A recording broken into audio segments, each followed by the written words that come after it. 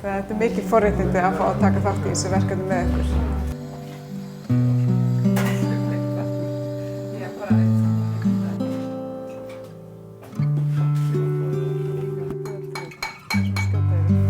Það sem ég vann út frá í slaufunni eru táknin blómi sem kemur sveigir sig niður slaufuna.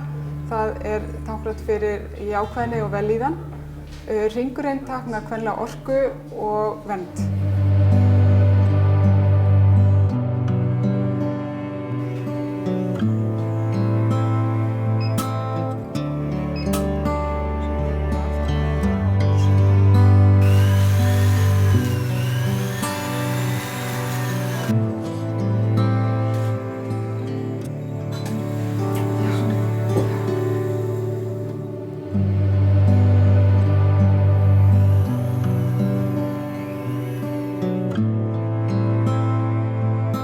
Það var semst ákveðið í ár að breyta til og gera hálsmen í staðinn fyrir nælu.